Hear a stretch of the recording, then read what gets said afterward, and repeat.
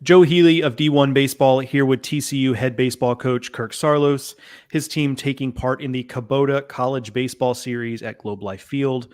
The Horned Frogs will take on USC and Arizona State. Texas A&M also involved there. However, TCU A&M will not play. So a couple games against USC and one against Arizona State for TCU that weekend. Should be a fun weekend. It is part of 8 consecutive games in a row for TCU against Pac-12 opponents. So apparently in the last season of the Pac-12, TCU trying to sneak in and win a Pac-12 title in 2024. Coach, I appreciate you joining us this morning. Thanks for having me on, Joe. Super excited to be here. What as we get ready for the season here, is there anything you and your staff kind of look at as a focus or a point of emphasis for this team as they approach 2024?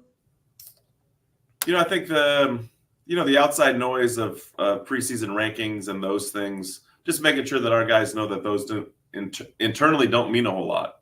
It's about playing our best every single day and trying to get better. So I think entering the season, the big thing is trying to solidify some spots. We had a lot of turnover from an offensive standpoint, third, second, first, center, and right.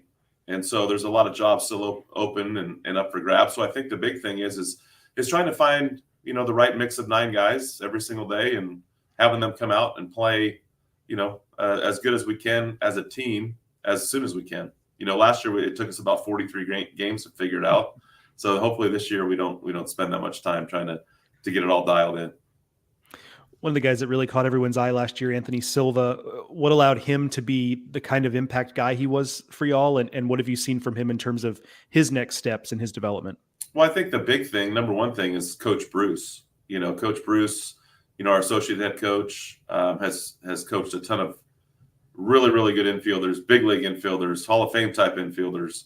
And I think he brought the type of toughness and coached Anthony, not to the player that he was last year, but to the player that Coach Bruce thinks he can be in the future. And so, I think it's kind of like the quarterback. And he was a freshman last year, and he went through the ringer, went through, pretty much played at, shortstop the whole year, with the exception of a little bit at the beginning because of a hamstring issue. But, as the year went on, you could see him take more of a leadership role as the shortstop, as the quarterback of that infield. And I think a lot of that has because of the development of Coach Bruce and him being, I think our main thing was we knew he was going to play good defense. Did we think he was going to hit 340 or 350 or whatever he ended up hitting? We'd be lying if we probably said we thought that was going to happen. But just kudos to him to be able to handle a full college baseball season and do it at a super high level. How much of a luxury is it that you and your staff goes into the season? You've got rotation options like Cole Klecker, Zach Morris, Peyton Tolley, Ben Hampton. Even though 3 of those 4 guys don't have TCU experience, they have a lot of experience just generally. That you have to feel like that's quite a luxury to have that much depth there. And 3 of the 4 guys you spoke about are left-handed, which hey, there you go. For whatever reason, left-handers, just because they throw it with the left hand, they're just more successful. You take a guy that's similar in ability, and one's left, one's right. The left-hander, for whatever reason, wins more. So you're right, though. Morris and Tolley and Hampton haven't pitched in a TCU uniform during a regular season game, but they pitched at a super high level.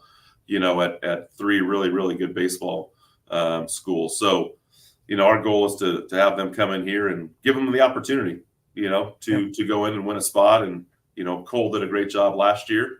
And now to put those pieces around, I think Cole and the other guys on our pitching staff to be able to hopefully have the best 4 starters that we can have and take us deep into ball games every time out.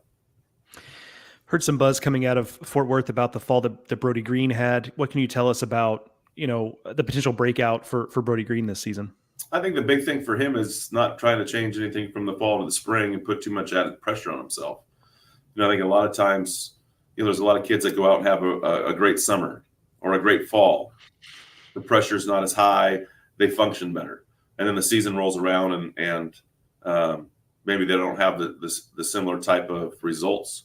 So our big thing is man, it's just baseball. Let's not make it more than what it is.